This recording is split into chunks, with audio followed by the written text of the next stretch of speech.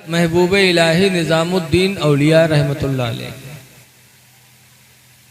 हमारी जमात के बहुत बड़े मुहद्दिस गुजरे हैं हज़रत मौलाना अब्दुल मुस्तफ़ा आज़मी साहब, जिन्होंने 25 किताबें लिखी। बहुत बड़े आलिम थे वो। हज़रत महबूब इलाही निज़ामुद्दीन औलिया की मज़ार पे गए और हाथ बांधे फातिहा पढ़ रहे थे, और वही सामने मरकज़ है उन लोगन के। तो वहाँ में से एक साहब आए और ऐसे हाथ लटकाए और खड़े और मौलाना को घूर घूर देख रहे थे।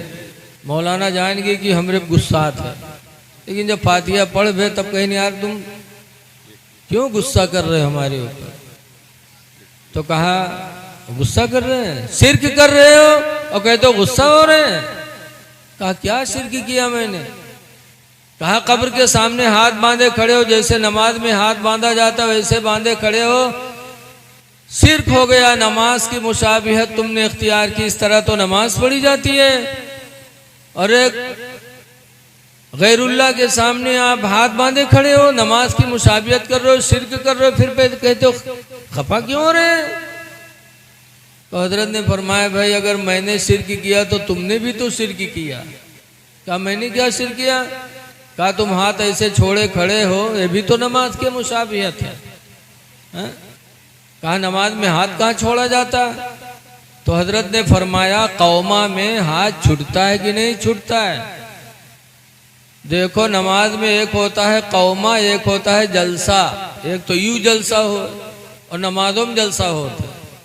नमाज में कहाँ जलसा है? देखिए रुकू से जब समी अल्लाहु लिमन हमिदा कह के नमाजी खड़ा होता है तो उस खड़े होने को कौमा कहते हैं। और एक जलसा के बाद, एक सजदा के बाद जब दूसरे सजदा के लिए बैठता है, पहला सजदा करके बैठा, तो इस बैठने को क्या कहते हैं इस्लाम में? जलसा। तो हजरत ने फरमाया कि कौमा में भी तो हाथ छोड़कर नमाजी खड़ा होता है। जब कहता समी अल्लाहु लिमन हमिदा रब्बना लकल हम्द, तो उस वक्त नमाजी के दोनों हाथ छूटे होते कि नहीं छूटे होते? तो हजरत ने फरमाया कि अगर मैंने हाथ बांध के शिर्क किया तो तुमने हाथ छोड़ करके भी शिर्क किया। हाथ छोड़कर खड़ा होना भी नमाज के मुशाबियत है। तो कैसे बारे मौलाना तब कैसे खड़े हो? तो हजरत ने फरमाया एक तरीका है वो शिर्क नहीं है खड़ा होने का। हाथ बांधकर खड़े होगे भी नमाज के मुशाबे, हाथ छोड़कर खड़े होगे भी नमाज के मुशाबे। एक तरीका बचाए खड़े हो, उस तरह खड़े होगे तो शिर्क नहीं होगा। कहा क्या? तो हजरत ने फरमाया जब कब्र के सामने आया करो तो एक हाथ सर पर रखो, एक हाथ कमर पर रखो। जैसे इतना कहा वो खफा हो गया। हजरत ने फरमाया शिर्क का तुमने ठेका ले लिया है, हर बात पे शिर्क। शिर्क कहते हैं इंसान अल्लाह के अलावा किसी दूसरे को खुदा मानकर उसकी इबादत करे, इसका नाम है शिर्क। लेकिन जिसको देखो उसको शिर्क। बहरहाल है लोगों, कब्रों की ज़ियारत किया करो। कब्रों पे जाने से मौत याद आती है। साहबे किराम मौत को याद करते थे तो गुनाह से बचते थे। हर वक्त मौत का ध्यान था उन्हें। हजरत उमर फारूक आज़म रज़ी अल्लाह ताला अन्हु के साहिबजादे अब्दुल्ला मदीने के मदरसे में पढ़ते थे। एक दिन नहीं गए तो हजरत उमर ने कहा बेटा पढ़ने नहीं गए? कहा जब तक आप मुझे नया कपड़ा नहीं बनवा के दोगे मैं नहीं जाऊंगा। कहा क्यों बेटा? कहा ये कपड़ा पहन के पुराना, मैं कल पढ़ने गया था तो मेरे साथी ने ताना मारा था, कहा था तुम अमीरुल मोमिनीन के लड़के और इस तरह कपड़ा पहन के आते हैं। हम सब आम आदमी के लड़के, हम लोग अच्छे कपड़े में आते हैं। तो अब्बा जब तक आप मुझे नया कपड़ा नहीं बनवाओगे मैं नहीं जाऊंगा। तो हजरत उमर रज़ी अल्लाह ताला अन्हु अमीरुल मोमिनीन थे, पूरी दुनिया के प्रधानमंत्री थे समझो। लेकिन हजरत उमर की सादगी का आलम देखो, अमीरुल मोमिनीन है लेकिन बच्चे को कपड़ा बनवाने के लिए पैसे मौजूद नहीं है। तो अपने खादिम को बुलाया और फरमाया या खादिम इज़हब इला बैतिल माल, ऐ मेरे खादिम तुम बैंक चले जाओ, वकुल खादिन बैतिल माली, और बैंक के मैनेजर से जाके कह दो युती अरबात रूबियत अला इसमें उमर इब्नुल खत्ताब दैना, कि उमर के नाम पर वो 4 रुपया कर्जा दे दे। उल्लमा यक़दी शहरी, जब मेरा महीना पूरा होगा तो मेरी तनख्वाह से वो काट लेंगे। जाओ 4 रुपये कर्जा मांग लाओ ताकि मेरे लड़के का कपड़ा बन जाए। अमीरुल मोमिनीन है। वो खादिम बैंक गया, जब बैंक के मैनेजर से कहा तो बैंक के मैनेजर ने कहा कि जाके अमीरुल मोमिनीन से कह दो कि उन्होंने कहा जब मेरा महीना पूरा होगा तो मेरी तनख्वाह से काट लेंगे। जाके कह दो कि इस महीना के मुकम्मल होने तक अपनी ज़िंदगी की ज़मानत लिख के दे दें, कि जब तक महीना पूरा नहीं होगा वो जिंदा रहेंगे।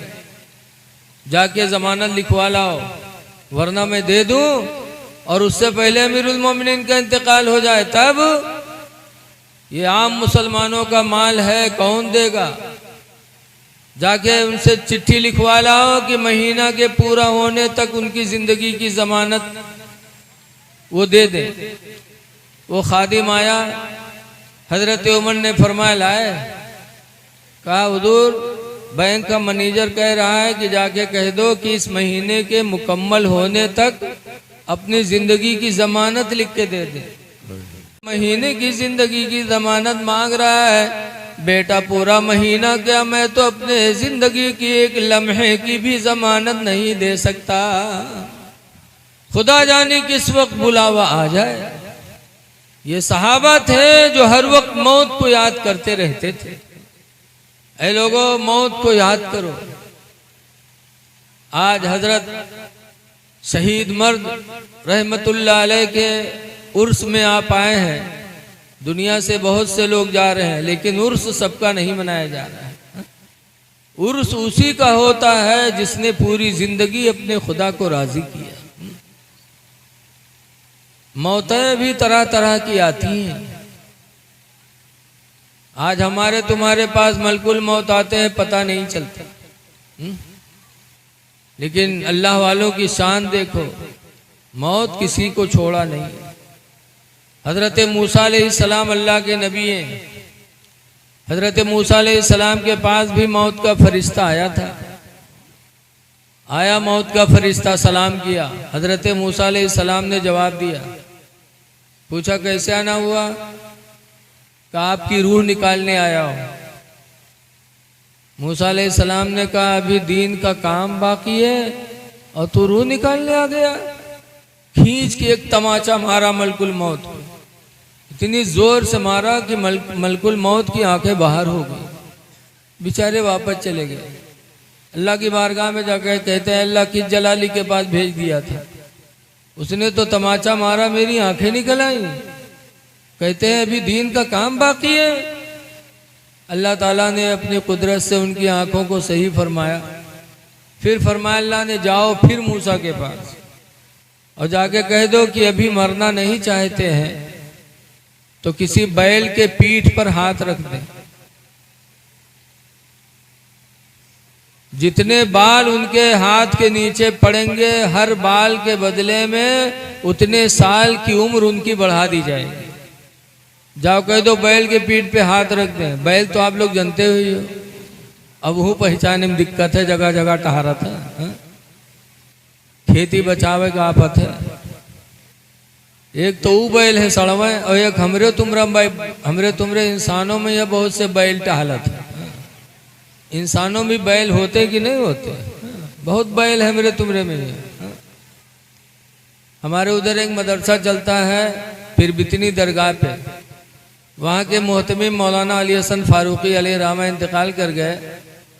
पान ज़्यादा खाते थे हजरत। एक दिन बाहर टहल रहे थे, थूकने की ज़रूरत पड़ी तो मदरसे के एक लड़के से कहा बेटा कमरे में उगलदान रखा है, उठा लो। तो देहात के लिए का उगलदान कहा जाने, यह बहुत से न जानत हुई हैं। अरे उगलदान जिमा थुक्का जाते, गोल गोल होते। लड़का से कहने बेटा कमरे में उगलदान रखा उठा लो। देहात के लड़का जाना न रहे, गवाह पूरा कमरा ढूंढ के चला हो। कहे हजरत तुम्हें उगलदान नहीं है। तो हजरत ने फरमाया उसी में है, जाके देख। तो दोबारा फिर गवाह ढूंढ के चला हुआ, जाना तो तब तो उठा लावे। तो हजरत गए, कहा देख वो रखा है उगलदान, उसी को कहते हैं उगलदान। जब वो का उठाए देखे तो क्या हजरत इमा कोनो सार थुक मारे से, हजरत इमा कोनो सारा थुक्की से। तो हजरत ने फरमाया बैल कहीं कहीं ले आओ। तो इंसानों में भी बैल होते बेचारे जो नहीं जान पाते कुछ। मूसा अलैहिस्सलाम को जब हुक्म हुआ कि बैल के पीठ पे हाथ रख दो, जितने बाल उनके हाथों के नीचे पड़ जाएंगे उतने साल की उम्र बढ़ा दी जाएगी। हैदराबाद के आदमी हो तो हाथे न रखत पूरी पिठियवा सोहरावत है, कितने बाल आ जाए हमारे अंदर। हाँ, मरी ना। हाँ। लेकिन मूसा अलैहिस्सलाम को जब हुक्म मिला तब मूसा अलैहिस्सलाम फरमाते हैं कि उतने साल जब पूरे हो जाएंगे फिर। तो मलकुल मौत ने कहा तो फिर मैं आऊंगा। तो मूसा अलैहिस्सलाम ने फरमाया जब तुझको आना ही आना है और मुझे मरना ही मरना है तो जैसे कल वैसे आज रूह निकाल ले। रूह निकाल लिया, मूसा अलैहिस्सलाम का विसाल हो गया। ऐ लोगों, ये अल्लाह वालों की मौत है।